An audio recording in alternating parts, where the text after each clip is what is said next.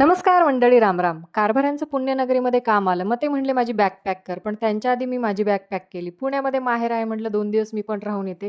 ते पण म्हणले चल. आणि बाहेर गेल्यानंतर लोक बाहेर जेवतात, पण नाही, माझ्या कारभाऱ्यांना घरचाच डबा लागतो. मग काय, घरनं मस्तपैकी डबा बनवून घेतला आणि ट्रॅव्हल्समध्ये आम्ही दोघांनी मिळून खाल्लं. आणि दुसऱ्या दिवशी आम्ही पुण्यामध्ये आगमन केलं.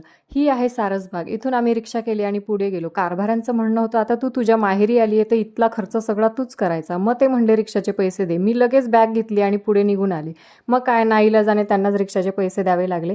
आणि बाबा गॅलरीतनं आमची वाट बघत होते. आणि आई पण एकदम चकित झाली, कारण आईला माहीत नव्हतं आम्ही येत आहोत.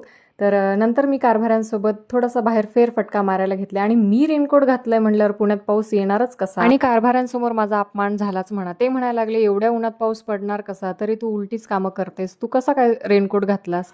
जाऊ द्यात, आमचं चालूच असतंय. तुम्ही मात्र सबस्क्राईब करा. टाटा.